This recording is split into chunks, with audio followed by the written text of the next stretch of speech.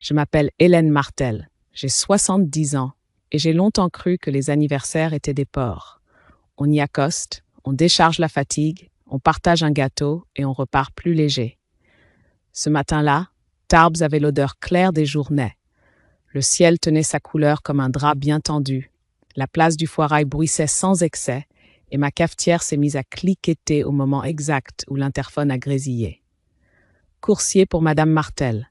J'ai ouvert en appuyant du coude, une migraine en bouton derrière l'œil, la robe de chambre nouée trop lâche. Sur le paillasson m'attendait une boîte rectangulaire, ruban serré, papier craft épais et un petit carton crème coincé sous la ficelle. Bon anniversaire, maman. Pas de signature. L'écriture, cependant, me parla comme une odeur. Les boucles un peu hautes, le B qui dérape à gauche, le point sur le I jeté trop loin. Je reconnus la main de Camille comme on reconnaît la silhouette de sa fille dans une foule, à la manière qu'elle a de ne pas tout à fait suivre les lignes. Je n'ai jamais été portée sur l'alcool. Un fond de muscat à Noël, oui. Un whisky, non. J'ai reposé la carte, tourné la boîte, cherché un indice que personne ne m'avait laissé. Un sticker d'une boutique en ligne, une facture glissée dessous. Rien. Juste le silence appliqué d'un cadeau qui se veut parfait. J'ai pensé à Adrien, mon gendre, professeur d'EPS, amateur de single malt, au point de décrire la mer en bouche comme un poète. Je lui avais promis de passer le voir en fin d'après-midi. Il se remettait d'une entorse et traînait à la maison pendant que Camille enchaînait les missions qui ne payent jamais tout à fait. L'idée s'est posée avec l'évidence d'une fourchette à côté d'une assiette. La bouteille serait mieux chez lui. J'ai ôté le ruban. Sous le craft, un carton noir, mousse noire, verre ambré, une marque connue, étiquette sobre, capsule intacte. J'ai été touchée malgré moi par le soin, par ce geste qui disait « j'ai pensé à toi ». Je me suis assise, j'ai ouvert le petit carnet où je note les choses dont je sais qu'elles s'échappent quand on ne les écrit pas. Mes rendez-vous, un verre entendu à la radio, les heures de mon arrosage. J'ai écrit 9h12, coursier, bouteille whisky, carte bon anniversaire maman. Écriture Camille. Non par défiance, par habitude de tenir la journée par un coin. À midi, j'ai tranché un morceau de pain et regardé la bouteille danser à la lumière. J'ai pensé aux dernières années, à cette distance sale qui s'était glissée entre ma fille et moi sous couvert d'organisation. Elle m'appelait pour me dire comment j'allais, puis m'expliquait comment je devais y aller. Elle parlait de simplifier les choses, et je me retrouvais avec des formulaires et des mots que je n'avais pas demandés. Rien de criminel, juste une pente. Je me suis rappelé le sérieux d'Adrien quand il venait me fixer une étagère, sa délicatesse de grand garçon qui n'ose pas prendre trop de place dans une cuisine étrangère. Offrir la bouteille à un homme simple et jovial me sembla remettre le monde à l'endroit. À 17h, j'ai pris un bus jusqu'à la rue où ils habitent, un petit immeuble aux boîtes aux lettres grises qui raclent. Adrien m'a accueilli en chaussettes, l'épaule luisante d'une pommade, et ce sourire qui fait croire 5 minutes que tout va bien des deux côtés de la porte. « Pour toi », ai-je dit en posant la boîte sur la table. Ses yeux se sont arrondis comme un verre neuf. « Eh bien, Madame Martel ». Il m'appelle parfois Madame, par jeu. J'aime assez. La politesse ferme les bords sans couper les cœurs. Il a ouvert la boîte avec précaution, a levé la bouteille comme on pèse un enfant, a lu l'étiquette et m'a embrassé sur la tempe. On goûtera ce soir. Juste un doigt pour le plaisir. Camille n'était pas là. Un casque audio traînait sur le canapé, un carnet ouvert sur un devis sans devise.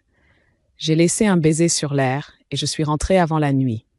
Il était un peu plus de 22h lorsque mon téléphone a vibré sur la table. Camille s'est affichée. J'ai hésité une seconde, assez pour me dire que je préférais lui parler maintenant que demain matin. Sa voix m'est parvenue trop vive. « Alors, tu as goûté? Tu l'as ouvert? » Pas de bonsoir, pas de rire. Une urgence étrange. J'ai souri pour moi. « C'est très gentil, ma chérie. J'ai pensé à Adrien, tu sais qu'il aime ça. Je le lui ai apporté. » Un silence a vidé la ligne. Pas le silence distrait de quelqu'un qui cherche ses clés. Un silence plein, calculé.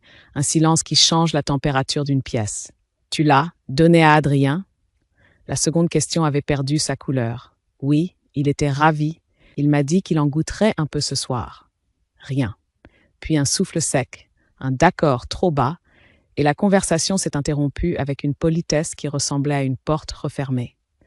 J'ai reposé le combiné et je me suis aperçu que j'avais retenu ma respiration. La lune, au travers des rideaux, faisait une bande pâle sur la table. J'ai noté dans le carnet 22h03, appelle Camille, question tu as goûté? Lui ai dit donner à Adrien. Réaction, silence, ton changé, fin rapide. Je n'ai pas l'âme d'une détective. Je n'ai pas senti un piège.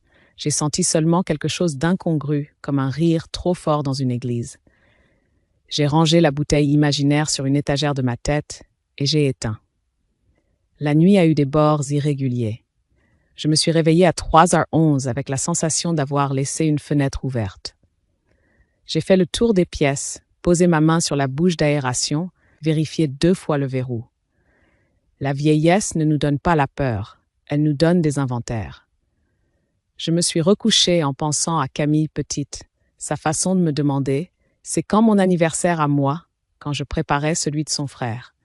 Je me suis demandé si les anniversaires étaient vraiment des ports ou bien des gares où l'on manque parfois la correspondance. Au matin, le téléphone a sonné très tôt, un numéro inconnu. J'ai répondu avec ce ton que l'on réserve aux livreurs perdus. Ce n'était pas un livreur. C'était la voix d'Adrien, étranglée, hachée. Je crois que je ne vais pas bien, le whisky, juste 2 doigts, Hélène. J'appelle le 15. J'ai entendu, au fond, le bruit d'un verre qui tombe et la course d'un corps vers la cuisine. La ligne a coupé. J'ai oublié la robe de chambre, la bouilloire, j'ai attrapé mon manteau. À l'arrêt du bus, le monde avait la propreté indécente des jours où tout bascule pour vous et personne d'autre.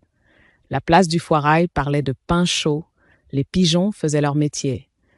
Moi, je pensais aux rubans, aux cartons crème, aux boucles sur le B. Je ne savais pas encore que, dans le fond de la boîte, un sachet brun avait attendu que je le trouve. Je ne savais pas encore que la phrase « tu as goûté » me tiendrait lieu d'alarme. Je savais seulement, le cœur ramassé, que la douceur ne suffit pas quand les objets commencent à parler à la place des gens. Aux urgences du centre hospitalier de Bigorre, les portes automatiques se sont ouvertes avec ce soupir d'aquarium qui vous met aussitôt ailleurs. J'ai trouvé Camille debout, pâle, sans manteau, les mains serrées autour de son téléphone comme autour d'un oiseau blessé. Elle m'a vu s'en venir vers moi. Ils sont en train de... Elle a laissé la phrase ouverte, désignant du menton une salle où l'on avait tiré un rideau bleu. À travers le tissu, j'ai reconnu la cadence familière d'un service en alerte. Un chariot qu'on freine, des pas qui ne courent pas, mais ne traînent pas, un bip qu'on apprivoise, des mots courts, tension, SAT, perf. Le docteur Salinas, la cinquantaine brune, masque sous le menton, est sorti en reculant, comme on quitte un atelier où l'on n'abandonne jamais tout à fait son outil. « Vous êtes la mère, Madame Martel ?» J'ai hoché, il a parlé doucement, comme on range un tiroir plein d'objets fragiles. Adrien a présenté des vomissements incoercibles, des troubles du rythme, une bradycardie qui alterne. Nous avons stabilisé, il est conscient par moments, mais très somnolent. Vous avez parlé au centre 15 d'une ingestion d'alcool. J'ai dit 2 doigts de whisky d'une bouteille cadeau que je lui ai apportée hier. Les yeux du médecin ont fait ce petit mouvement latéral des gens qui trient. A-t-il l'habitude? Oui, mais jamais de cette façon. J'ai entendu ma propre phrase comme un chiffon qui frotte une vitre. Elle nettoyait, elle n'expliquait rien. Salinas a levé une main. Il y a parfois des contaminations, des macérations stupides. On va faire des examens, doser des toxiques usuels et moins usuels. Si vous avez la bouteille. J'ai réalisé que je n'avais pas pensé à elle, dans le bus, dans le souffle court. Elle est chez eux, ai-je soufflé. Camille s'est animée d'un coup. Je vais la chercher. Il a dit non de la tête, déjà en train de cocher une ligne invisible. Pas vous. Il faut que ce soit conservé correctement. On va dépêcher un brancardier avec un agent de sécurité pour récupérer le contenant, sceller un échantillon. Il m'a regardé de nouveau. C'est peut-être rien. C'est peut-être beaucoup. En attendant, nous traitons la symptomatologie. On m'a laissé m'asseoir sur une chaise froide face à la baie. Camille a tourné autour de moi comme une planète affolée. « Maman, pourquoi tu as... Enfin, tu sais qu'Adrien n'est pas en forme, tu aurais pu... » Elle a avalé sa fin de phrase, comme si elle avait trouvé trop tard l'absurdité d'un reproche. J'ai pensé à lui faire plaisir, ai-je dit sans colère. Son téléphone a vibré.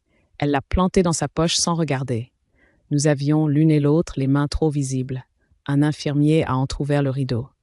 Adrien, livide et énorme dans le lit, m'a vu et a tenté un sourire qui a craqué au bord. « Ça va », a-t-il articulé en me voyant me lever. Pas de phrase longue, a tranché l'infirmier, avec cette bonté qui cache un ordre. Je me suis rassis. Le temps s'est mis à respirer par ses flancs, larges et lents. Le brancardier s'est présenté avec un agent de sécurité. Salinas a griffonné un mot, on leur a remis une petite glacière, et ils sont sortis. J'ai imaginé, sans le vouloir, la bouteille posée sur la table d'Adrien la veille, le geste tranquille d'ouvrir, le glou bref dans le verre. J'ai senti monter une nausée qui n'était pas la mienne. « Je reviens », a murmuré Camille, et elle a filé vers les toilettes. Je ne l'ai pas suivie. J'ai ouvert mon carnet et j'ai écrit 9h40, arrivée urgence. Dr Salinas parle d'intoxication possible. Envoie récupérer la bouteille. Adrien conscient par à-coups. Je n'écrivais pas contre ma fille. J'écrivais pour me tenir.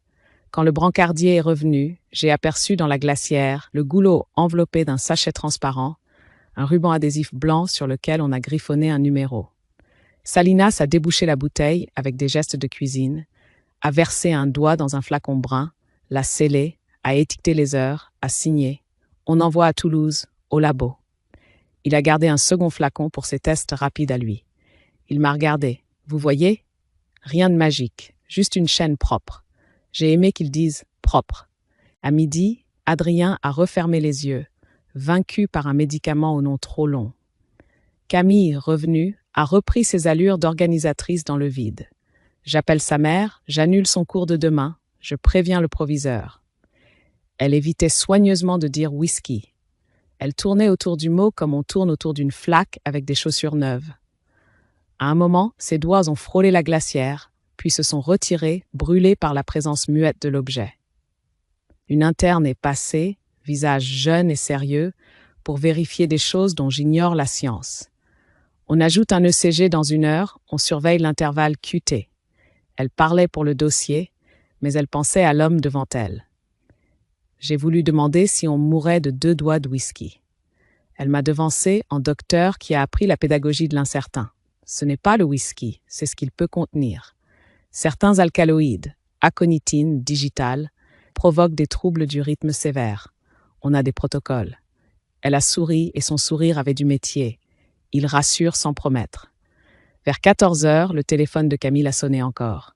Elle s'est éloignée, a chuchoté trop fort, puis est revenue avec un visage chargé d'ombre. C'était une cliente. J'ai hoché. Elle s'est assise, a soudain pris ma main, geste rare, presque douloureux. « Tu as bien fait de l'amener vite », a-t-elle dit. Son pouce tremblait sur ma peau. J'ai répondu « C'est lui qui m'a appelé ». Elle a fait « Ah » avec sa bouche, un « Ah » d'enfant qu'on surprend à voler une miette.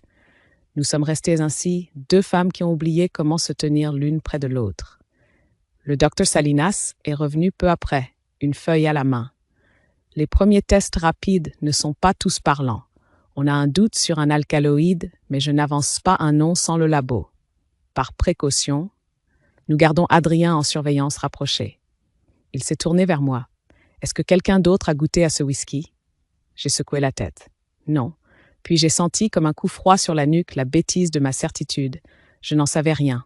Je n'avais rien bu. Adrien seul. Le médecin a noté. C'est déjà ça. Il a ajouté, plus bas, il arrive que des bouteilles soient trafiquées par jeu stupide, par malveillance, par ignorance. Nous avons besoin de temps. Je ne sais pas ce qui m'a poussé, alors à retourner mentalement la boîte, comme on retourne une terre. J'ai revu le papier Kraft, l'odeur un peu herbacée qui m'avait paru anodine, le froissement d'un coin plus épais. Un détail s'est allumé. Il y avait, je ne sais pas, comme un petit sachet coincé dans le carton. Je croyais que c'était un anti-humidité. Je crois que je l'ai mis de côté sans y penser. Salinas a capté ma panique sans s'y noyer. Ce serait utile. Vous pouvez l'apporter? J'ai hoché. Je passerai chez moi. Je vérifierai. Camille s'est raidie si imperceptiblement que j'aurais dû ne rien voir. mais on connaît la géométrie de ceux qu'on a portés. Quand je suis sortie prendre l'air dans le couloir, le monde avait pris l'odeur froide des hôpitaux et du métal propre. J'ai appelé un taxi. Sur le trajet, j'ai pensé à la carte. Bon anniversaire, maman. Et au point du i, j'étais trop loin. J'ai pensé au coup de fil à 22h03. Tu as goûté? J'ai pensé surtout au visage d'Adrien livide et pourtant soucieux de me dire « ça va ». Je n'ai pas pleuré. Les larmes, parfois, vous volent le temps utile. Chez moi, la lumière de l'après-midi entrait en bande. J'ai posé mon sac, ouvert la poubelle, soulevé le sac, vide d'autre chose que des pelures de pommes et d'enveloppes. Pas de petits sachets bruns. Je suis restée un moment penchée sur ce vide-là, avec la sensation très nette que quelqu'un en avait passé avant moi par ma propre cuisine. J'ai fermé les yeux.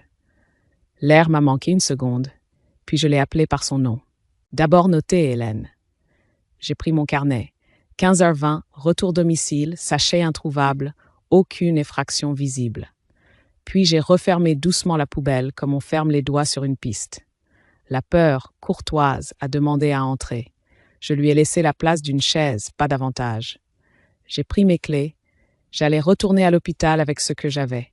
Une mémoire qui s'éclaire, un cahier et un mot « Attention ».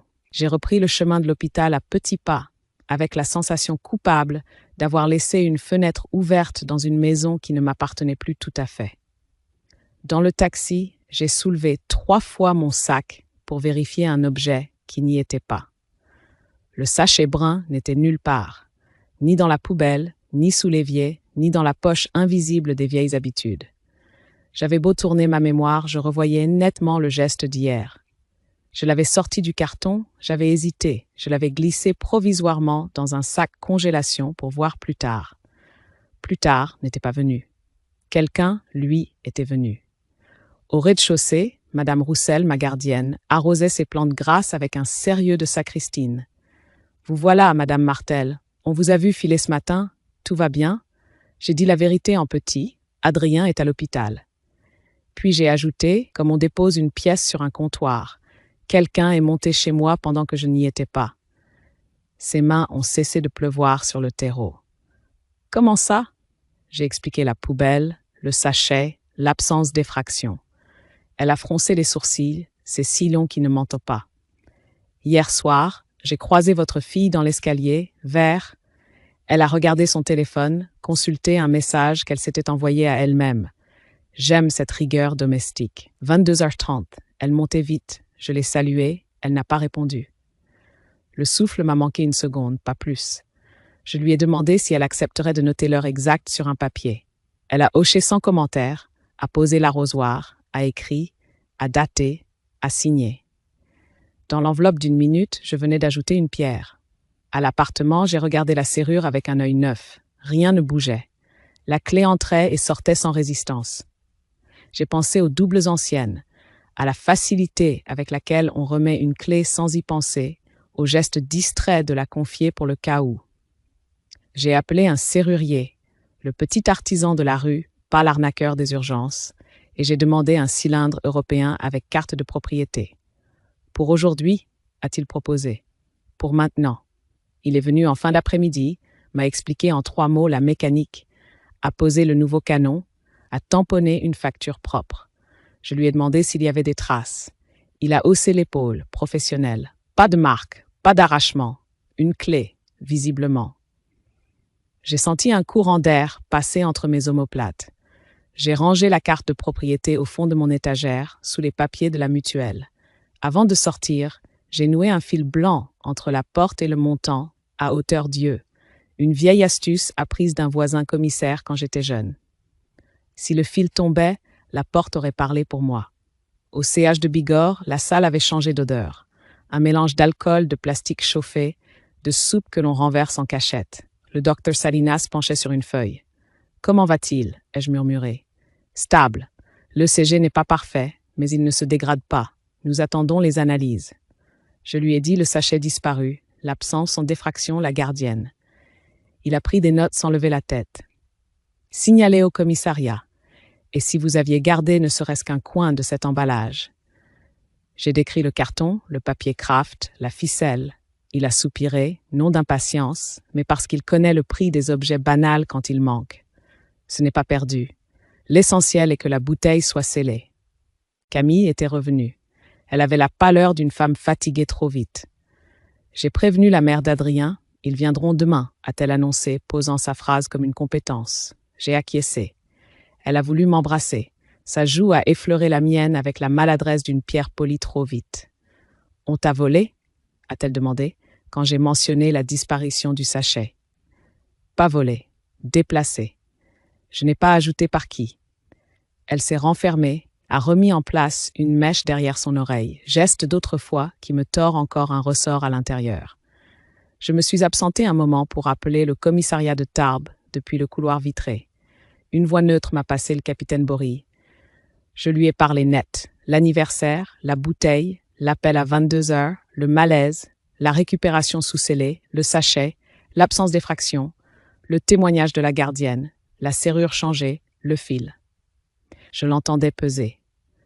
Je prends votre signalement. Demain, si vous pouvez, passez déposer plainte contre X pour suspicion d'empoisonnement. Nous récupérerons vos éléments, écrits de la gardienne, facture du serrurier, vos notes d'heure. Pour ce soir, ne prévenez personne d'autre. Ne jetez plus rien. Gardez le carton, le papier, la ficelle. Ce sont des indices autant que des objets. Sa voix m'a remis de l'air dans les poumons. J'ai noté l'heure de l'appel, encore par manie et par sagesse. Quand je suis revenu, Adrien a entrouvert les yeux. Hélène. Son sourire a été un muscle qui se souvient. Je suis là, ai-je répondu. Camille a posé sa main sur la barrière du lit. On va tout arrêter, d'accord? Les tests, les... Salinas, derrière elle, a levé un sourcil amusé. On arrête rarement la médecine sur un claquement de doigts, madame. On la conduit. Elle a rougi. J'ai pensé que certains mots, conduire, tenir, encadrer, avaient la propreté que nos familles ont perdue parfois en chemin. Je suis rentrée avant la nuit. Le couloir sentait l'eau de javel fraîche. À ma porte, le fil blanc était toujours tendu. J'ai débloqué doucement, j'ai allumé sans précipitation. J'ai étalé sur la table ce que je devais à la suite. Le carton noir de la bouteille, je l'avais pris en partant, par instinct, le papier Kraft soigneusement défait, la ficelle. J'ai glissé chacun dans un sac congélation, j'ai écrit la date au marqueur, j'ai mené mes scellés de fortune comme au bord d'un lit, puis j'ai sorti mon carnet. 19h12, fil intact, carton plus Kraft plus ficelle en sachet, appel Boris, dépôt plainte demain, consigne, ne rien jeter. À 22h, un bruit léger a craqué dans l'escalier, dans la zone des marches où les sons cousent plus fort. Je me suis approché sans allumer la lumière du couloir. J'ai regardé par l'œilleton. Une ombre, trop proche pour être étrangère, stationnait une seconde. Pas de mouvement de clé, pas de pas qui repartent vite.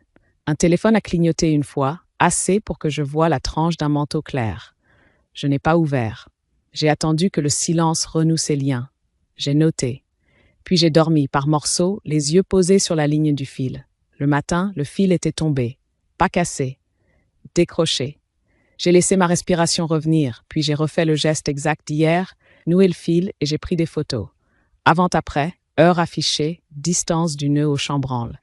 J'ai descendu l'escalier, Madame Roussel sortait les poubelles.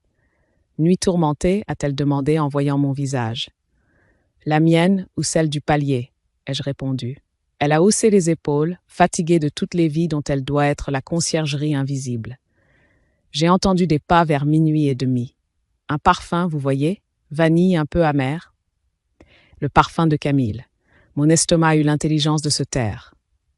Vous pouvez le noter? Elle a tapoté sa poche, en a sorti son petit carnet, a écrit, a signé, m'a tendu la page. J'ai remercié de tout cœur une femme qu'on remercie trop peu. Sur le trottoir, l'air de Tarbes avait cette netteté décidée des matinées où l'on se tient droit. Je suis allée au commissariat. Derrière le plexiglas, derrière le plexi qui travaille pendant que les autres dorment. Bory m'a reçu, m'a offert un verre d'eau, a pris ma plainte contre X, a photocopié les pièces, m'a fait relire. Nous remettrons au laboratoire ce que vous avez conservé et nous allons demander l'extraction vidéo de l'immeuble d'en face. Ces phrases avaient des bords. Je les ai tenues comme on tient la rampe quand les marches sont hautes. En repartant, j'ai croisé une femme qui portait un bouquet ridicule de gros chrysanthèmes hors saison. Le monde aime les symboles. Moi, je n'en voulais plus. Je voulais des heures notées, des fils tendus, des scellés, des gens exacts. À la maison, j'ai trouvé le fil encore en place. Je me suis assise. La peur, polie, s'est tenue dans un coin. Et, pour la première fois depuis longtemps, j'ai senti que mon calme n'était pas une soumission. C'était une manière d'aligner les pierres avant la pluie. Le capitaine Boris a tenu parole. À 11 heures, il s'est présenté chez moi avec une collègue. Gants, sac numéroté, appareil photo, douceur sans familiarité. Il m'a salué sans regarder trop longtemps la porte. Son regard a glissé sur le fil blanc, comme on reconnaît une frontière.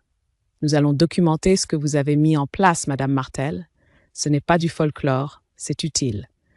Il a photographié l'embrasure, l'état du fil, la distance au chambranle. Sa collègue a pris des clichés de l'entrée, du paillasson, du couloir. Puis il a demandé, d'un ton qui ne bouscule pas, le carton, le papier, la ficelle. Je lui ai tendu mes sacs de congélation.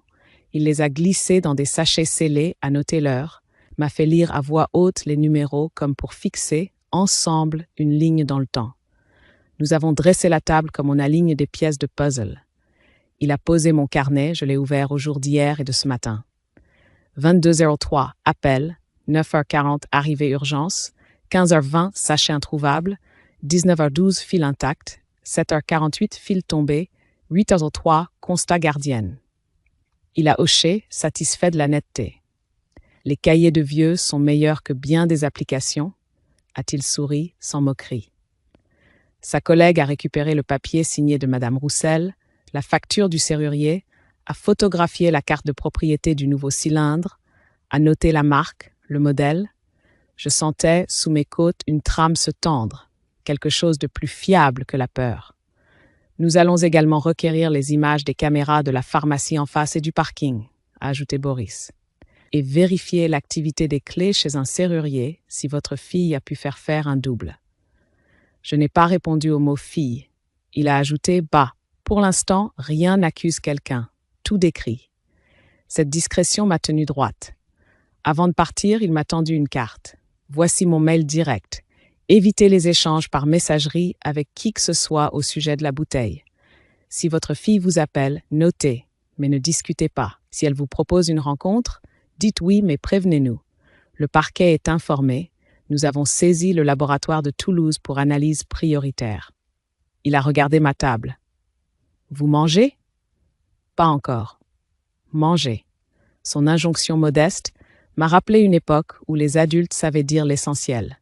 À 14 heures, j'ai appelé l'hôpital. Le docteur Salinas a répondu lui-même. Adrien est stable. Nous poursuivons la surveillance cardiaque. Les premiers tests de toxicologie hospitalière sont peu contributifs. La recherche ciblée d'aconitine part à Toulouse avec l'échantillon scellé. Il a marqué un temps. C'est un poison ancien, Madame Martel, idiot et implacable quand on ne sait pas ce qu'on fait. Rien n'est établi pour l'instant. Je vous dis cela parce que le mot fait peur et que la peur n'aide pas. Sa franchise était une rampe. Je passerai plus tard, ai-je murmuré. Prenez votre temps. J'ai composé ensuite le numéro de me Valérie Dutheil, griffonné par une voisine qui avait réglé, l'année précédente, une sale histoire d'héritage. Sa voix claire n'appelait pas au drame. Elle rangeait. Je lui ai dit l'anniversaire, la bouteille, l'appel tardif, l'hôpital, la disparition du sachet, le fil, la venue des policiers, le labo. Elle m'a laissé dérouler sans m'interrompre, puis a posé 3 phrases qui ont choisi pour moi une manière d'habiter la suite. 1. Vous ne confrontez plus directement votre fille. 2. Si une rencontre survient, enregistrez depuis votre propre téléphone. En France, un enregistrement par un participant peut être exploitable. Parlez peu, laissez-la parler. 3. Tenez votre carnet comme vous l'avez commencé, datez, heure, mot exact. Les procédures aiment les gens qui savent l'heure. Je lui ai demandé d'une voix que je voulais plate, et si elle appelle?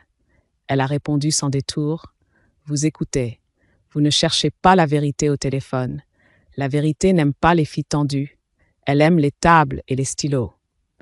J'ai noté sa phrase parce qu'elle portait bien. Je me constitue pour vous partie civile dès qu'une qualification pénale claire émergera, a-t-elle ajouté. Pour l'heure, je préviens le parquet que je vous assiste, par feu. Elle a conclu par un détail pratique. Désactivez vos notifications de réseau. L'époque aime les réactions. Nous préférons les pièces. À 17 heures, Camille a appelé. Je passe te voir. Sa proposition avait le tranchant des choses décidées pour vous. J'ai pensé à Boris à Dutheil. Viens demain, ai-je répondu.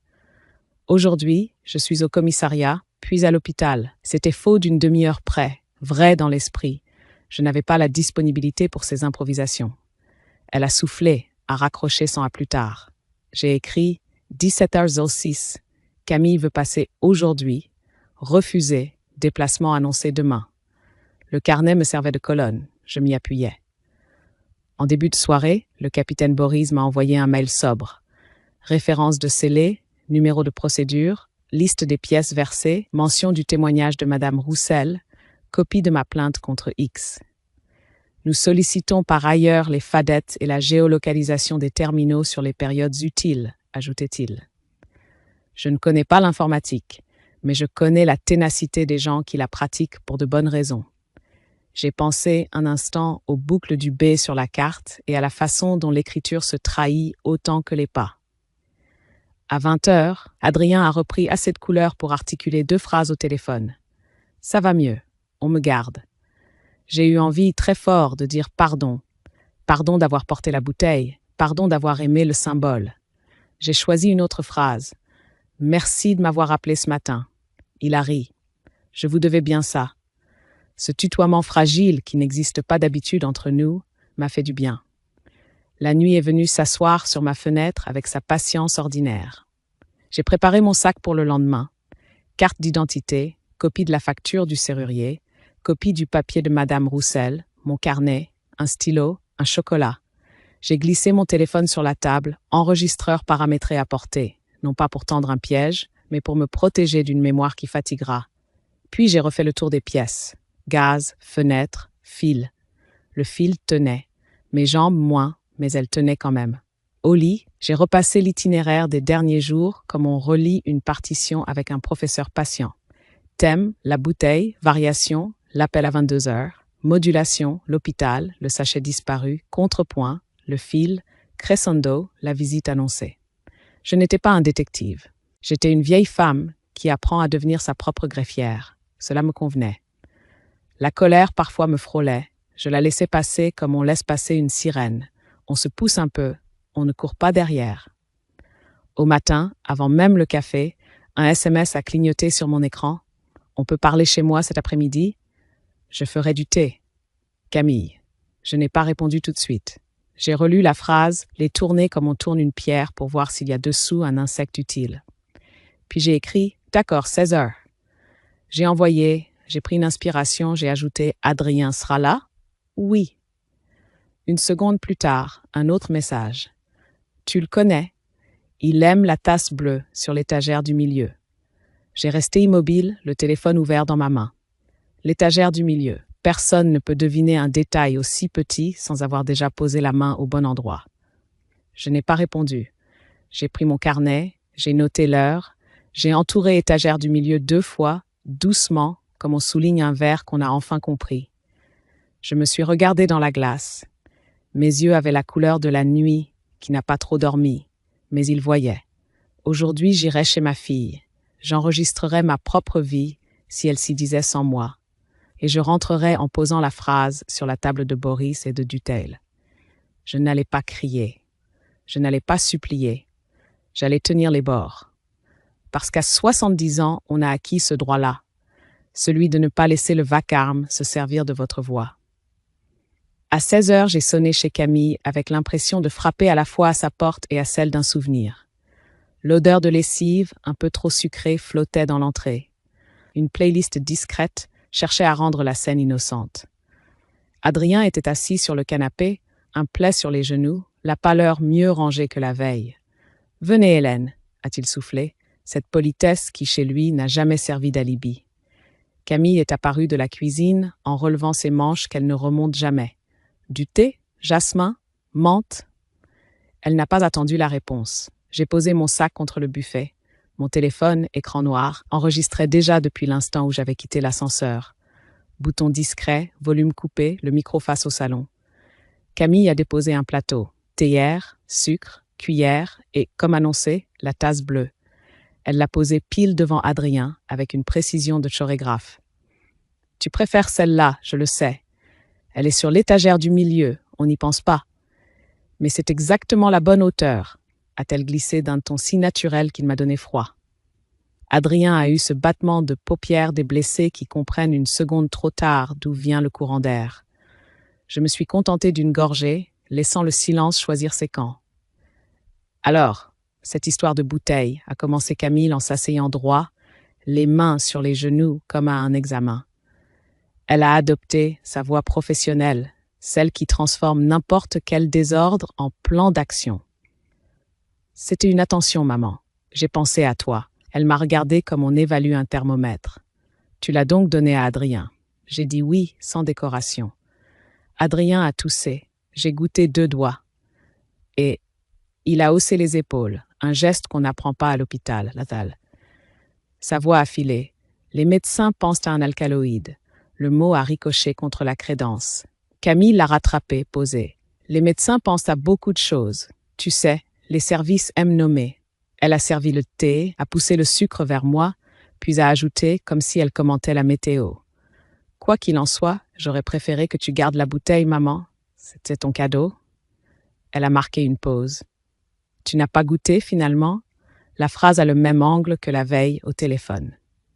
J'ai laissé le silence répondre. L'enregistreur capture mieux le vide que les justifications. Adrien a changé de sujet d'un ton volontairement pauvre. Le capitaine Boris veut reconstituer les trajets des derniers jours. Camille a froncé délicatement les sourcils, façon magazine. Les policiers reconstituent toujours. C'est leur métier. Elle s'est levée, a disparu une seconde et revenue avec la boîte vide du cadeau. Tu vois, l'étiquette, le ruban, j'ai choisi exprès simple. Elle a lissé le papier craft et son ongle a accroché un coin du double fond, tellement vite qu'elle a retiré sa main comme si elle s'était brûlée. Ah, ce carton est mal fichu. Adrien a vu aussi. Mes mains ont choisi la tasse pour ne pas choisir sa gorge. Je n'ai pas parlé du sachet. J'ai posé, doucement. La gardienne m'a dit t'avoir vu hier soir dans l'escalier. Camille a souri, yeux menus. J'étais en route pour la pharmacie. Son parfum, vanille un peu amer, répondait à ma mémoire plus que sa phrase. Elle a ajouté trop vite « Tu sais bien que j'ai une clé ». Adrien a tourné la tête vers elle, surpris comme un chat qui comprend enfin l'ouverture d'une porte. Ta mère t'avait confié une clé pour arroser, pas pour. Il s'est mordu. Camille a cligné, plus lentement. Vous voulez me soupçonner de quoi? De venir voler un sachet dans une poubelle? Elle a jeté le mot devant elle comme on lance une pierre pour jauger une flaque. Je n'ai pas ramassé, j'ai bu. Elle a essayé alors le registre tendre. Maman, tu te fais des films. Tu sais que tu te perds parfois. Le mot « perd » est tombé exactement là où elle avait voulu. Adrien a posé sa main sur la coudoir. Hélène ne se perd pas. Elle note. Sa voix n'avait pas la souplesse habituelle. Elle avait la droiture des athlètes qui mesurent avant de sauter. Camille a soupiré, a cherché dans sa poche un mouchoir qui n'existait pas, a tripoté la tasse bleue, cette tasse qu'elle a lavée d'un geste précis alors qu'elle n'était pas vide. Le bruit de l'eau a fait un tunnel. Je l'ai regardée rincer, éponge en main, insister un peu trop longtemps sur l'anse. C'est drôle, a-t-elle lâché, l'air songeur. Le whisky, ça n'aurait pas dû te faire ça, Adrien. Elle a senti, au milieu de la phrase, qu'elle venait d'avancer d'un pas de trop. Elle a griffé l'air. Je veux dire, 2 doigts, ça ne fait de mal à personne, hein? Adrien a relevé le visage, planté sa fatigue dans ses yeux. Je n'ai pas bu de thé hier. Elle a souri. On ne parle pas du thé. Le salon s'est mis à sonner comme une salle de classe où la réponse est déjà écrite au tableau. J'ai posé alors une seule question, courte, lavée. Pourquoi m'avoir demandé si j'avais goûté? Camille a feint l'innocence. Politesse. Dans le même souffle, elle a attrapé la boîte noire, a vérifié un rien son double fond, a replacé le couvercle. Tu vas porter plainte, maman? Le mot plainte a coulé avec trop peu de pierres pour y accrocher la dignité. J'ai signalé, ai-je répondu, et je note. Elle a respiré par le nez une micropause, puis a penché la tête douce. Ne détruis pas la famille, tu sais comme on est peu. Cette phrase « culpabilisation couture » a trouvé mon sternum et y a frappé sans y rester. La famille se détruit toute seule quand on mélange les cadeaux et les alcools trafiqués, a dit Adrien d'une voix étonnamment calme. Je l'ai regardé. À ce moment-là, il a été mon fils autant que mon gendre. Le temps a changé de densité. J'ai avalé ma gorgée. Je dois passer au commissariat. Camille a levé les mains, parodie d'apaisement. Bien sûr, fais ce que tu crois utile. Elle a récupéré ma tasse trop vite, a filé à la cuisine, a laissé derrière elle une traînée de parfum qui ne savait plus si elle voulait cacher ou dire. Adrien s'est tourné vers moi. Bah, vous avez ? J'ai tapoté mon sac. Depuis l'ascenseur, il a fermé les yeux une seconde. Un merci sans bruit. Je me suis levée lentement. Camille a réapparu avec un petit sac de biscuits. Tiens, pour la route. J'ai accepté. La politesse n'est pas une preuve, mais elle laisse des empreintes propres. Au seuil, elle a touché mon bras. Maman, supprime ce qu'il y a à supprimer. Sa voix a craqué comme une allumette mouillée. Je garde, ai-je dit. 3 mots et j'ai vu son visage basculer entre 2 masques. Dans l'ascenseur, j'ai arrêté l'enregistreur. J'ai écouté 20 secondes, juste assez pour vérifier que le étagère du milieu, le ça n'aurait pas dû te faire ça et le supprime était net. Au rez-de-chaussée, j'ai envoyé le fichier à me Dutel et au capitaine Boris via leurs adresses directes. Objet entretien 16h chez Camille, audio brut. J'ai ajouté, dans le corps du mail, 2 lignes sèches. Présent, Camille, Adrien, moi, lieu, heure de début et de fin, aucune incitation, question minimale, propos spontanés relevés. Puis j'ai appelé l'hôpital, je passe après le commissariat. La voix d'Adrien dans ma tête disait « merci » sans que sa bouche bouge. Le ciel de Tarbes avait pâli d'un ton, comme s'il avait également entendu l'anse trop lavée d'une tasse bleue. En rentrant chez moi, j'ai vérifié le fil, intact. J'ai posé mon sac, j'ai ouvert mon carnet et j'ai écrit à l'encre calme. 16h45, chez Camille. Enregistrement effectué. Phrase clé. Étagère du milieu, ça n'aurait pas dû te faire ça, supprime. Adrien présent. Tasse lavée précipitamment. Double fond boîte. Puis j'ai posé mon stylo. J'ai eu une pensée pour toutes les vieilles femmes qui se croient trop lentes pour ces guerres-là. Nous ne sommes pas lentes, nous sommes exactes. Et ce soir, l'exactitude suffisait à tenir la porte. La nuit qui a suivi a ressemblé à ces draps qu'on ne réussit pas à border. J'en coinçais un côté, l'autre se défaisait. J'avais envoyé l'audio à me Dutheil et au capitaine Boris. Chacun avait accusé réception d'un reçu. Merci, nous traitons. Je n'attendais pas de miracle. Je voulais seulement que la pièce entre là où l'on compte. À 23h12, quelqu'un a glissé une enveloppe sous ma porte. Pas de pas précipité, pas de fuite. Un frottement soyeux, puis plus rien. Je suis restée assise, le temps que la peur redescende de mes clavicules, puis je me suis levée, j'ai allumé, j'ai pris la lettre avec le soin qu'on réserve aux choses minces qui peuvent couper. À l'intérieur, une photo mal imprimée. Mon paillasson pris de biais en pleine nuit, la fente de ma porte comme une bouche. Pas de mots. Au verso, l'heure affichée au coin du téléphone, 041. J'ai posé la photo à plat, j'ai cadré une preuve. J'ai photographié la photo avec mon propre téléphone, horodatage compris. Puis j'ai glissé l'original dans un sac congélation propre. J'ai noté au marqueur 0050, photo paillasson anonyme, reçu sous porte. J'ai envoyé l'image à Boris et à Dutel, objet, menace, filature, élément physique. Me Dutel a répondu en 3 minutes, ne répondait à rien, tout nous transférait. Je signale au parquet, qualification, menace. Boris, 5 minutes plus tard, nous passons ce matin, gardez la lettre telle quelle. Je n'ai pas bien dormi. À 2h03, mon téléphone a vibré. Un SMS d'un numéro inconnu. Ne complique pas, ils ne pourront pas t'aider toujours. Pas de majuscule, pas d'accent. Un ton de consigne. J'ai pris une capture d'écran, j'ai relevé le numéro, j'ai transmis. Puis j'ai mis mon téléphone en mode avion. On ne discute pas avec les couloirs, on les traverse. Au petit matin, j'ai préparé du café et 3 chemises cartonnées. Hôpital, commissariat, avocate. Dans commissariat, j'ai glissé la photo du paillasson, copie, la capture du SMS, mon carnet ouvert à la veille. Quand le capitaine Boris est arrivé, il avait cette façon des policiers de poser leurs objets toujours au même endroit pour savoir où les reprendre. Gants, pochettes, stylos. Sa collègue, la même que la veille, a photographié le glissement de la lettre sous la porte. Reconstitution approximative, mais utile. L'enveloppe, l'état du fil, intact au matin, l'ampoule du palier. Ils ont pris la lettre et la photo ensellée, ont noté les heures, ont demandé si j'avais entendu une voix. Rien. Un parfum, peut-être. Vanille. La collègue a échangé un regard avec Boris. Le parfum entre dans la mémoire comme une signature. Nous allons solliciter les caméras de l'immeuble d'en face et du tabac du coin pour 0,30 points, a dit Boris. Par ailleurs, vous recevrez peut-être d'autres messages. Ne répondez pas. Transmettez directement. Nous avons demandé les fadettes de tous les terminaux liés. J'ai demandé s'il me conseillait de dormir chez une amie. Il a posé sa main à plat, geste sans contact, juste un poids sur la table. Faites comme vous vous sentez en sécurité. Nous passons plus souvent dans la rue. Et si vous entendez quoi que ce soit, appelez le 17. J'ai pensé à toutes ces phrases que je croyais réservées aux journaux. Elles avaient pris domicile chez moi. À 11 heures, le docteur Salinas m'a appelé. Adrien évolue favorablement, pas de récidive de troubles du rythme. Nous attendons Toulouse.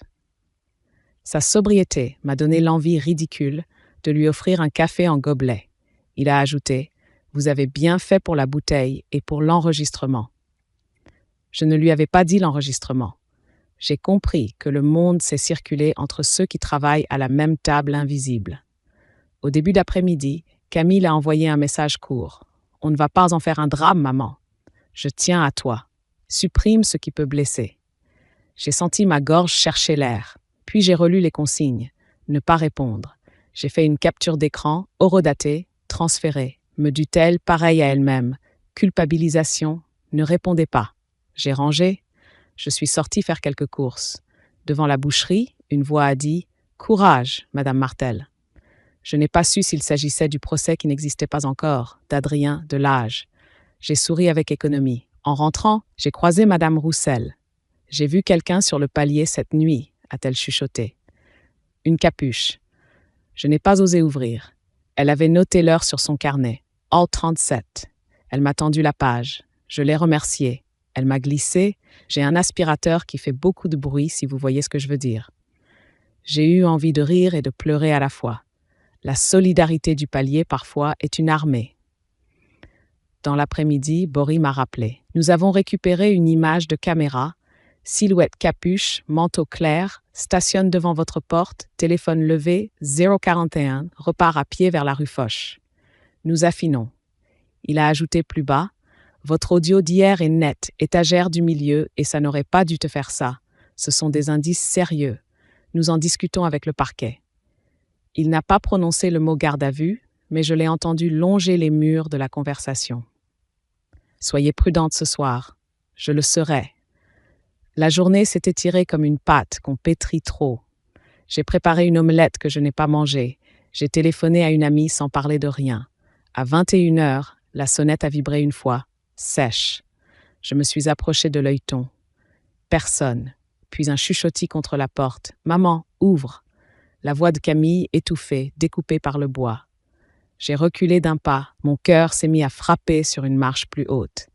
J'ai pris mon téléphone. J'ai enregistré la minute qui suivait. Sa respiration, ses doigts sur le bois. Un « s'il te plaît » sans larmes, puis rien. J'ai attendu 5 minutes. J'ai envoyé le fichier à Boris. Il a répondu en moins d'une « Restez chez vous. Une patrouille passe. » Je me suis assise par terre, dos à la bibliothèque, comme on s'assoit dans une tranchée. La colère a essayé de m'enfiler sa veste. Je l'ai repoussée. Elle sentait mauvais. À 22h30, un dernier message anonyme. « Tu vas regretter. » 3 mots, pas d'accent. Je les ai copiés à la main dans mon carnet. Écrire, c'est ralentir la morsure des phrases. Le lendemain, le laboratoire de Toulouse a envoyé un premier retour au commissariat. Traces d'aconitine détectées dans l'échantillon scellé du whisky. Identification en cours, confirmation à suivre avec dosage. Boris m'a appelé aussitôt. C'est concordant avec le tableau clinique. Nous continuons à documenter les menaces. Nous allons interroger votre fille. Il a pesé un silence. Si elle vous contacte, dites-lui que tout passe désormais par votre avocate. J'ai répondu oui sans gorge. Me Dutheil m'a proposé de la voir au cabinet. Je m'y suis rendue avec mes chemises. Son bureau sentait le papier neuf et la machine à café.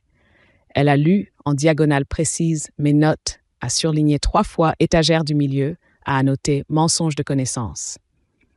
Puis, nous allons adresser un courrier ferme à Camille. Tout échange passe par moi, aucune visite sans mon accord. Je joins la mention des menaces et des intrusions nocturnes. Elle a ajouté « Si elle revient frapper, appelez le 17 et n'ouvrez pas. Votre rôle n'est pas de tenir audience, c'est celui du parquet. » En sortant, Tarbes avait une lumière de verre. Je me suis surprise à marcher plus droit que la veille. Je n'étais pas devenue courageuse, j'étais posée. Je savais où mettre les phrases, où déposer les preuves, à qui donner les mots qui brûlent. Le soir, j'ai apporté à Adrien un livre facile et des bonbons à la menthe. Il m'a demandé doucement « On va s'en sortir ?» J'ai répondu sans promesse « On va se tenir ». Et je crois que c'était la meilleure phrase possible pour cette heure-là. Tenir pendant que la vérité ailleurs préparait ses papiers. Ils sont venus tôt, comme on vient cueillir une lumière qui n'a pas encore appris à mentir.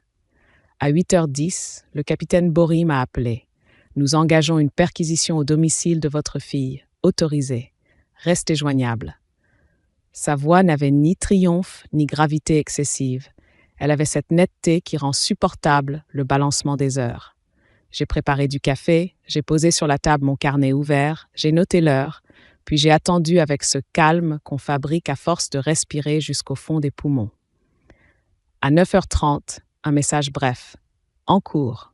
Nous vous tenons informés. J'imaginais le balai réglé, l'OPJ qui lit l'autorisation, les gants, les sacs numérotés, l'ordinateur débranché avec délicatesse, le tiroir qu'on ouvre en demandant « c'est à vous », l'armoire où les mots oublient parfois de se tenir droit. J'ai pensé au double fond de la boîte noire que Camille avait replacée d'un geste nerveux. J'ai pensé à la tasse bleue qu'elle avait lavée trop vite. Une part de moi se tenait déjà dans leur cuisine, derrière eux, muette, obstinée. Vers 10h, Adrien m'a appelé depuis l'hôpital. On m'a prévenu qu'il passait à l'appartement. Sa voix était à la fois soulagée et perdue, comme celle d'un élève à qui l'on explique enfin le problème, mais pas encore la solution. « Tu n'as rien à faire, Adrien, sinon te reposer, ai-je dit. » Il a soufflé. Je leur ai donné l'accès aux boîtes mail partagées pour les livraisons. « Je n'ai jamais commandé de plantes, Hélène. » Il a répété « jamais » avec cette netteté que la peur taille dans les mots.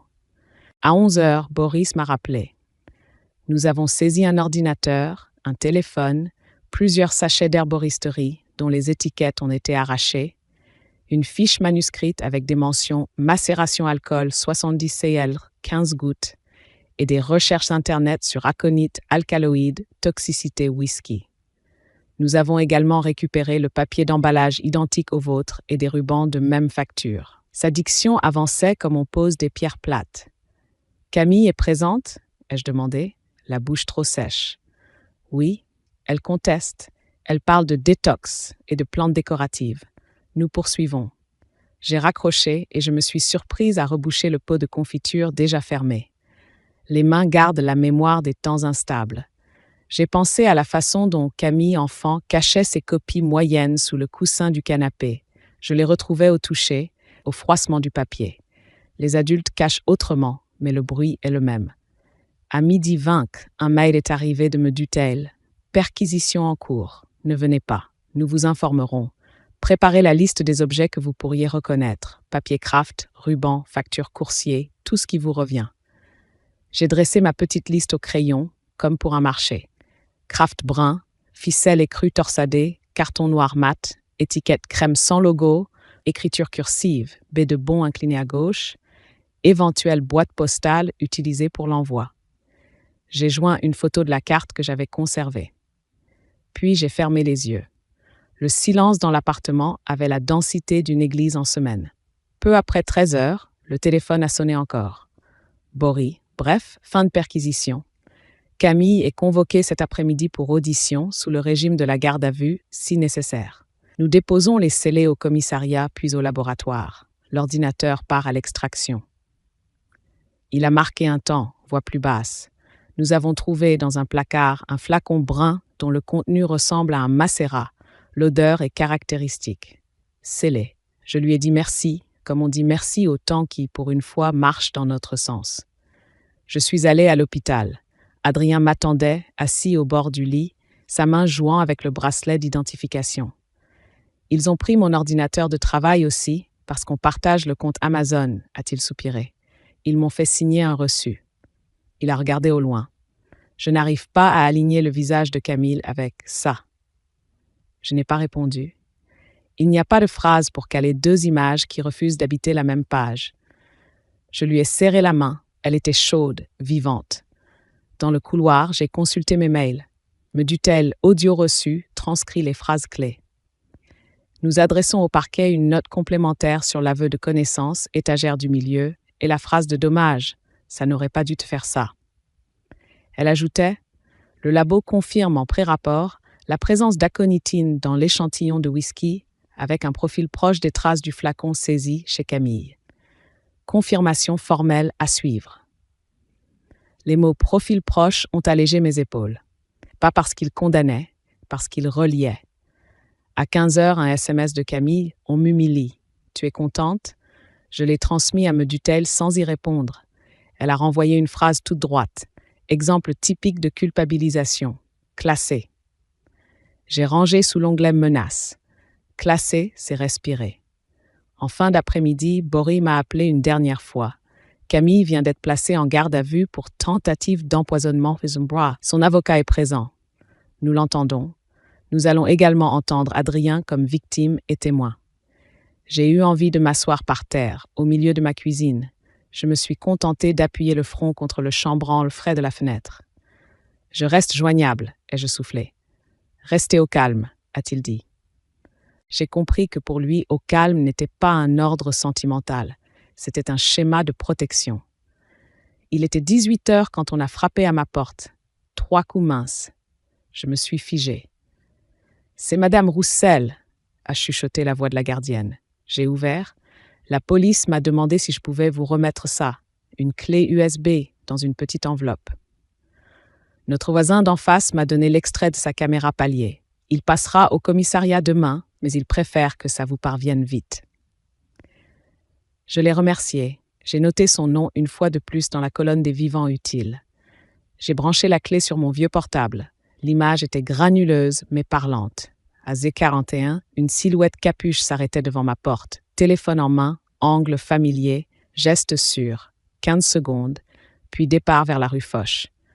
J'ai pensé à l'odeur de vanille amère.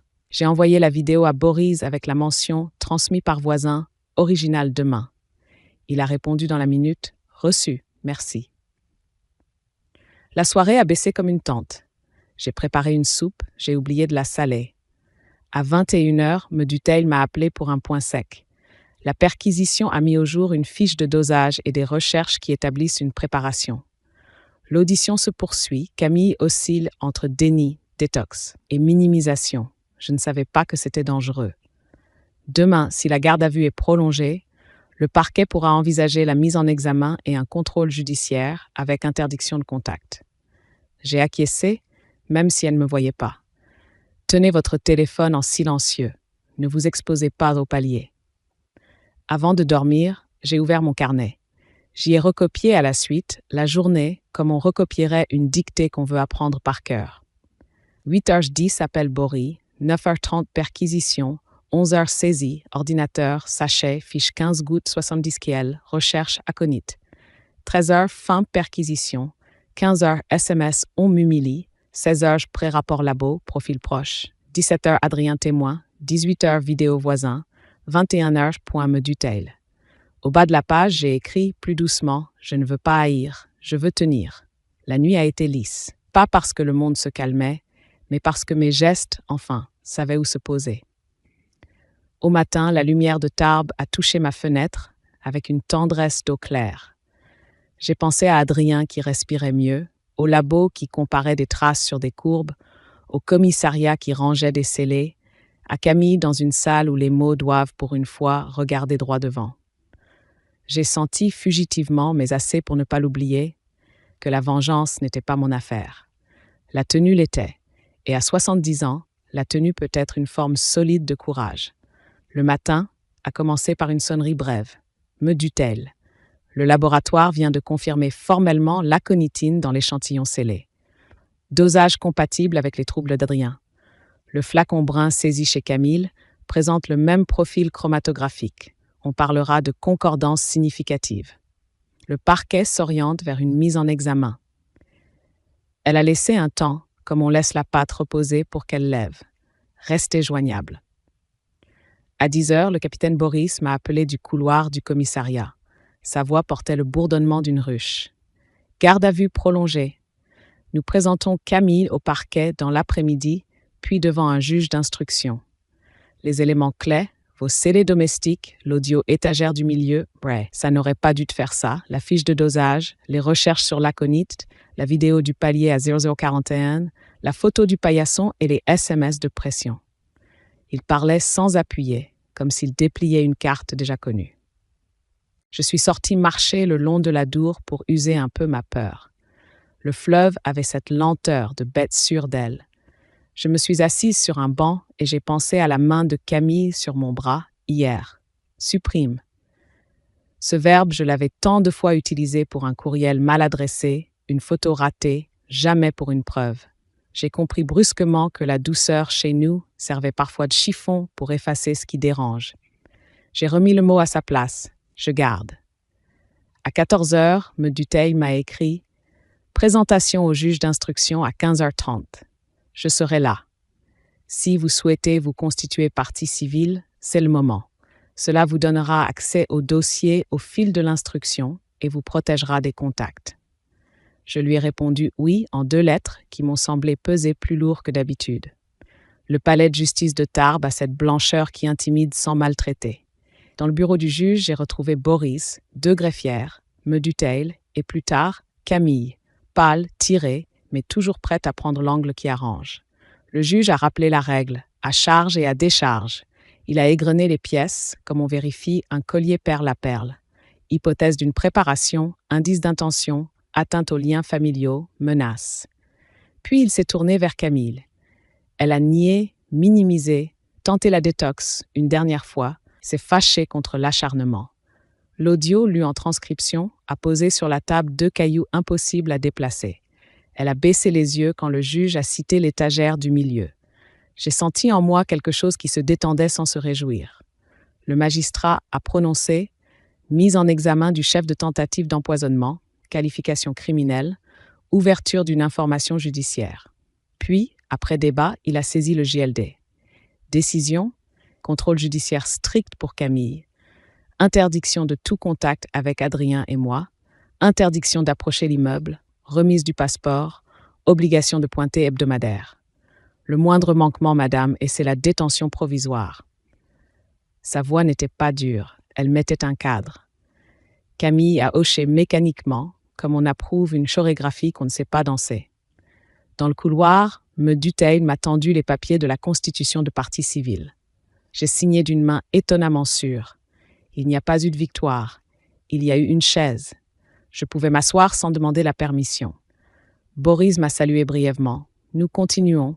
Extraction des données informatiques, recoupement des livraisons, audition complémentaire. Il a ajouté, plus bas, votre silence au début et vos notes ont fait gagner des jours. Les remerciements, à ce stade, sont des outils. On les pose, on repart travailler. Le soir, j'ai trouvé dans ma boîte aux lettres une carte sans timbre, glissée à la main. « Tu vas nous détruire ». J'ai pris la photo, j'ai ensaché, j'ai transmis. Me Dutheil a répondu « Plainte incident pour menace, adjonction sous l'information ». Je n'ai pas pleuré. Les larmes auraient dilué l'encre. À 21h, j'ai appelé Adrien. Sa voix était moins râpeuse. Ils m'ont fait relire ma déposition. Je me sens comme après une fièvre qui tombe.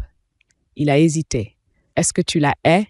J'ai regardé ma table, mes chemises, le stylo. « Non, je tiens. » Il a soufflé, soulagé d'une réponse qui ne creuse pas d'autres trous. Avant de me coucher, j'ai recopié au propre le fil du jour. À la dernière ligne, j'ai écrit « La justice n'a pas ma colère, elle a mes preuves. » Puis j'ai éteint. Dans la fenêtre, Tarbes s'était froissé de nuit. Le fil à ma porte tenait. Mon souffle aussi. Demain, on parlerait d'expertise, de profil. d'extraction. Ce soir, j'avais assez de courage pour faire une chose simple, ne pas répondre au vacarme. Ladour, au loin, continuait son métier. Il passe, il emporte, il polit. Je me suis dit que je pouvais moi aussi polir encore un peu mes bords. Les semaines ont posé leurs pierres l'une contre l'autre. Je me suis étonné de la manière dont une instruction tient debout quand personne ne la pousse. Des convocations, des courriers, des scellés qui changent de main avec des signatures droites. Un matin, me Dutheil m'a appelé. Clôture de l'instruction. Le juge rend une ordonnance de mise en accusation. Vous serez renvoyé devant la cour d'assises des Hautes-Pyrénées, ici, à Tarbes. Sa voix ne tremblait pas, la mienne non plus. J'ai posé mon stylo sur la table, j'ai respiré, j'ai noté la date. Les jours d'avant l'audience ont eu l'odeur du papier neuf. Au cabinet, nous avons relisé le dossier comme on relit un trajet qu'on pourrait faire désormais les yeux fermés. Mon audio, étagère du milieu, ça n'aurait pas dû te faire ça, supprime. La vidéo de 0 à 41, la photo du paillasson glissé sous ma porte, les SMS anonymes. La fiche de dosage retrouvée dans la cuisine de Camille, les recherches sur l'aconite, le flacon brun, le profil chromatographique qui ressemble trop pour être un hasard, le témoignage de Madame Roussel, 22h30 dans l'escalier, 0h37 capuche et vanille amère, la chaîne de scellés jusqu'au labo, et la médecine avec les mots du Dr Salinas et les courbes de l'ECG. Vous parlerez peu, m'a conseillé me Dutheil. Dites ce que vous avez vu, entendu, notez. Le reste, nous le laisserons aux pièces. Le matin venu, la salle d'assises m'a paru plus claire que je ne l'avais imaginé. Un bois pâle, des bancs propres, une table où j'ai posé mon carnet comme on pose un talisman. Le président a rappelé la présomption d'innocence, la charge et à décharge. Il a lu sans effet l'ordonnance, tentative d'empoisonnement, préméditation présumée, menace. Camille était là, tailleur sobre, une fatigue tirée au cordeau sur ses pommettes. Je n'ai pas su quoi faire de mes yeux. Je les ai confiés à la table. Les auditions se sont enchaînées avec la patience des gens qui savent compter jusqu'à 10 sans se tromper. Capitaine Boris a déposé le premier, sec et précis, perquisition, saisie, scellé, chronologie des messages, image du palier. Il n'a pas dit un mot de trop. Puis, Madame Roussel a raconté sa soirée, son carnet, la signature d'un parfum. Elle a présenté sa page à la cour comme on offre une miche bien cuite. Salinas est venu ensuite, blouse couverte par une veste, voix basse, tableau clinique, cohérence temporelle avec l'ingestion, suspicion d'alcaloïdes, transfert à Toulouse, protocole. L'expert toxicologue a déroulé ses courbes, expliqué la concordance entre l'échantillon scellé et le flacon saisi, rappelé que l'aconitine ne s'invite pas par hasard dans un whisky. Il faut vouloir la macération. Personne n'a crié. La vérité s'installait comme un meuble dont on teste les pieds. Quand ce fut mon tour, je me suis levée avec la modestie d'une chaise qu'on déplace. J'ai dit « La boîte, la carte, l'appel à 22h03, tu as goûté, le sachet aperçu dans le carton, mis à part disparu, le fil à ma porte, la photo sous la porte, les SMS, la tasse bleue, la phrase chez ma fille, ça n'aurait pas dû te faire ça, mon enregistreur posé non pour piéger, pour retenir. Ma voix n'a pas cherché de larmes, elle a posé des objets. La défense a tenté d'ouvrir des fenêtres. L'écriture sur la carte? Non attribuable avec certitude. La bouteille? Contaminée après l'ouverture ailleurs que chez ma cliente. La vidéo? Une silhouette qui pourrait être n'importe qui. L'audio? Un malentendu de cuisine. Me Dutheil a répondu sans théâtre. Chaîne de scellés continue, profil toxico-concordant, fiche de dosage manuscrite, recherche ciblée, connaissance de l'emplacement qu'on n'a pas par politesse. Le président a pris des notes, a relevé la tête à étagère du milieu. On aurait dit que ce groupe de mots avait son propre poids. On a entendu Adrien enfin. Il a parlé avec une simplicité qui m'a serré la gorge. Les deux doigts dans le verre, la chaleur bizarre, les troubles, l'appel au 15, ma voix au bout du fil. Il n'a pas prononcé trahison. Il a dit « je ne comprends pas » 2 fois, et ces 3 mots ont fait davantage que des discours. Quand Camille s'est avancée à la barre, l'air a changé sans bouger. Elle a commencé par nier, à glisser vers la minimisation. Détox, plantes ornementales, puis a tenté la couture affective. Maman se perd parfois, j'ai voulu aider. L'avocat général a ouvert ses mains, paume calme, aidé en macérant de l'aconite. Il n'a pas souri. Il a repris les pièces une à une, les a reposées.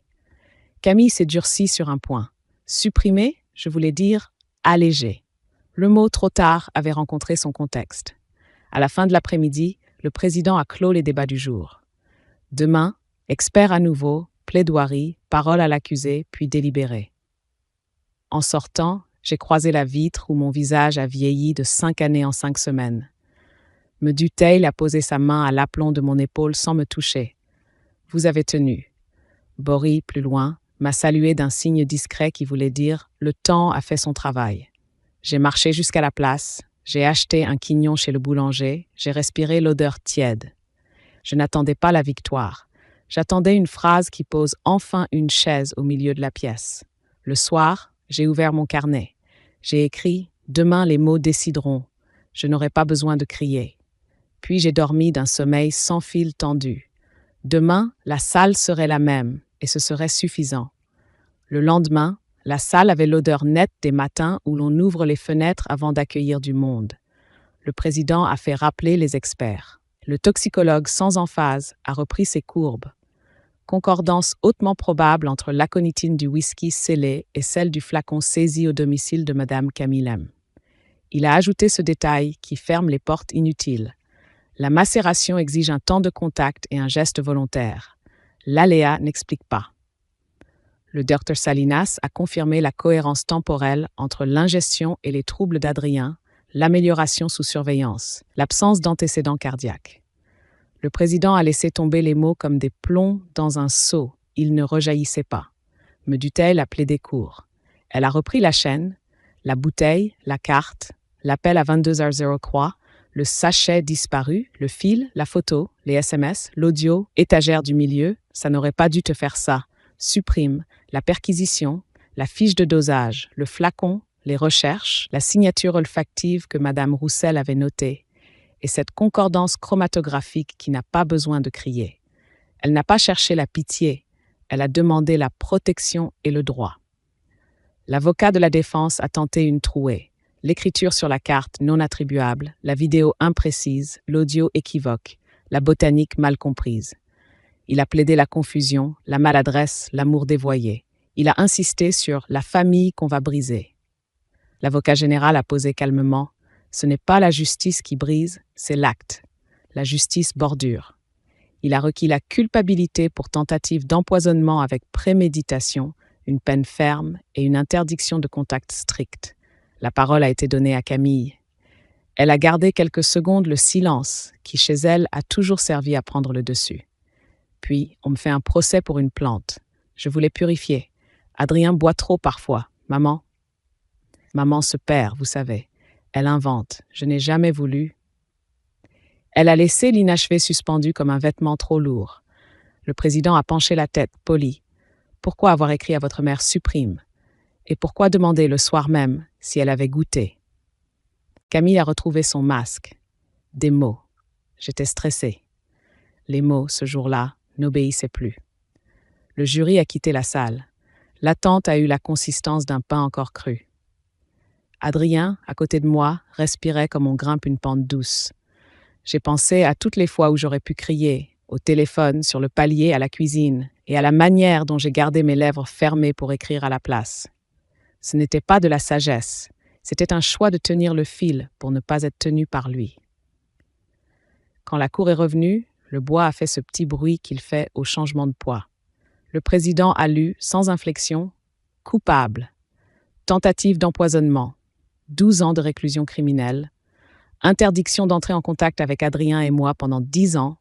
Interdiction d'approcher nos domiciles. Obligation de soins psychologiques en détention.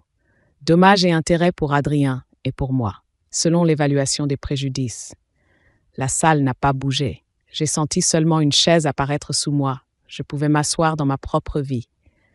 Camille a vacillé d'1 millimètre. Elle a cherché par réflexe un visage où lancer sa colère. Elle n'a trouvé que le bois, le tissu, des nuques. Le président a insisté d'une voix qui n'en rajoute pas. « La justice ne vous déteste pas, madame. » Elle qualifie. On a reconduit ma fille. Je n'ai pas tendu la main. Il n'y avait plus rien à rattraper sur le seuil. Dehors, Tarbes avait cette lumière un peu crue des lendemains de pluie. Adrien m'a demandé si je voulais un café. Nous nous sommes assis à la terrasse d'un bar discret.